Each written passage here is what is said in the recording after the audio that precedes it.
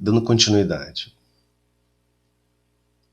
Pergunta 272. Isso é importante para poder nós entendermos como é complexa a criação.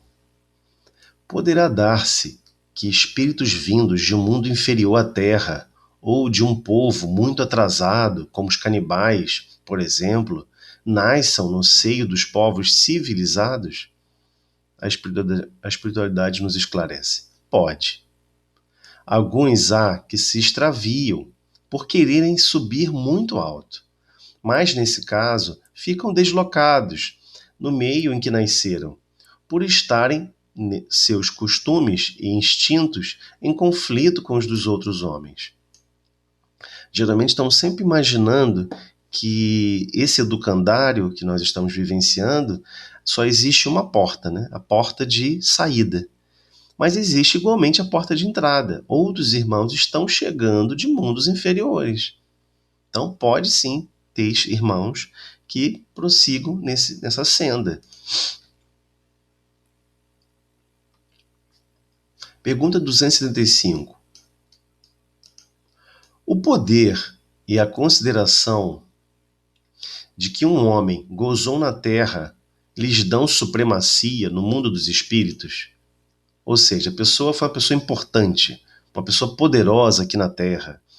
Quando deixou o corpo físico, isso tem algum mérito, tem alguma alteração? Ele tem as patentes dele, as honrarias da Terra reveladas fora do corpo físico? A espiritualidade responde: não.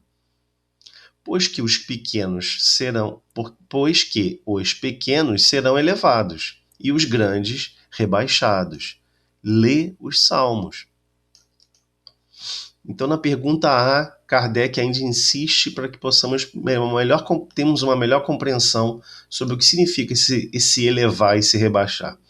Como devemos entender essa elevação e esse rebaixamento? A espiritualidade responde: não sabes que os espíritos são de diferentes ordens, conforme seus méritos? Pois bem, o maior da Terra pode pertencer à última categoria entre os espíritos, ao passo que o seu servo pode estar na primeira categoria. Compreendes isto?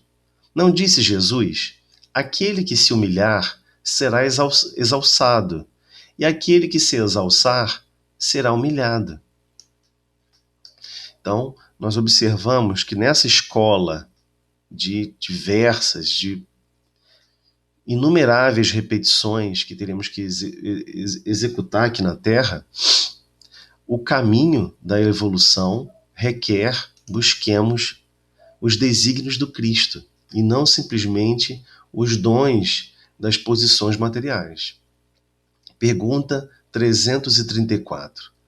A predestinação na união da alma com tal ou tal corpo?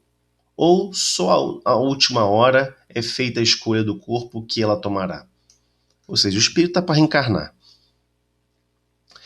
Ele vai estar depois animando um corpo físico. Ele pode escolher aquele ou aquele outro? Ou é só na última hora que isso é feito?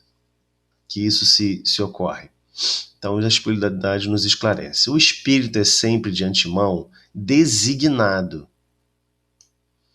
Tendo escolhido a prova a que queira submeter-se, pede para encarnar. Ora, Deus, que tudo sabe e vê, já antecipadamente sabia e vira que tal espírito se uniria a tal corpo. Então, o processo de reencarnar ele é complexo. Existem diversos espíritos trabalhadores do Cristo, trabalhadores em nome de Deus, que organizam e coordenam todas as encarnações. Mas, por vezes, ou como ele colocou como via de regra, tudo isso, todo o processo de reencarnação é delineado com um plano muito mais sublime do que simplesmente nós imaginamos. Então, Deus, que tudo sabe e vê, já antecipadamente sabia que vira que tal espírito se uniria a tal corpo. Pergunta 335. Cabe ao espírito a escolha do corpo em que encarne? ou somente a do gênero de vida que lhe sirva de prova? A pergunta também é interessante. O espírito ele escolhe o corpo físico que ele vai reencarnar? Ou somente a do gênero de vida? O tipo de vida que ele vai levar, de forma genérica? Pode também escolher o corpo, porquanto as imperfeições que este apresente ainda serão, para o espírito, provas que lhe auxiliarão o progresso. Se vencer os obstáculos que lhe imponha. Ou seja, pode sim escolher, inclusive com as imperfeições necessárias, com os problemas necessários no corpo físico, e que ele deseja vencer essas dificuldades. Nem sempre, porém, lhe é permitida a escolha do seu invólucro corpóreo, mas simplesmente a faculdade de pedir que seja tal ou qual. Então, por vezes, sabemos que abusamos em certas atividades e queremos que aquele processo seja mais restritivo. Queremos um corpo físico que tenha maior restrição, para não voltarmos a cair nos mesmos problemas. E a espiritualidade pode providenciar, sim, recursos e mecanismos que nos auxiliem nesse processo dessa encarnação das nossas metas. Pergunta 343. Os que vemos em sonho, que nos testemunham afeto e que se nos apresentam com desconhecidos semblantes, são algumas vezes os espíritos amigos que nos seguem os passos na vida? A espiritualidade responde: muito frequentemente são eles que vos vêm visitar, como ides visitar um encarcerado.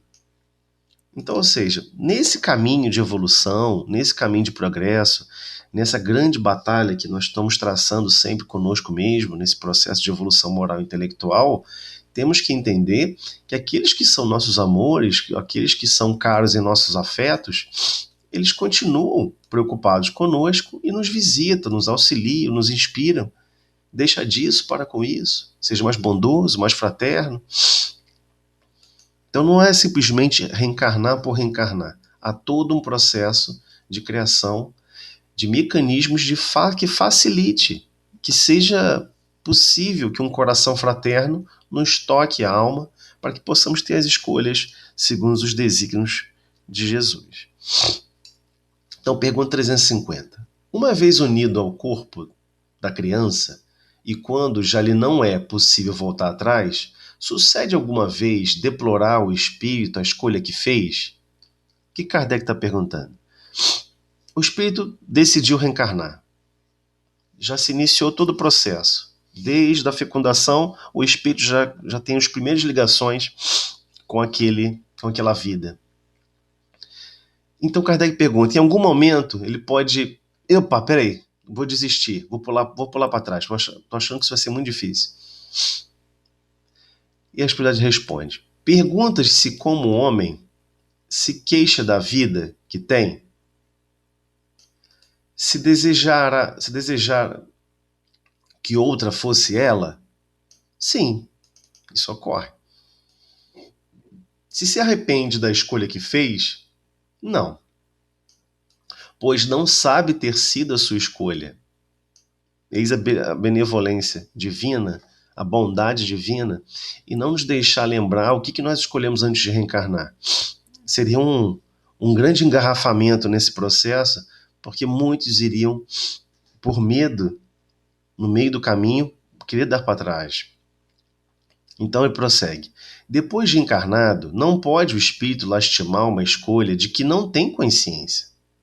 Pode, entretanto, achar pesada demais a carga e considerá-la superior às suas forças. É quando isso acontece que recorre ao suicídio.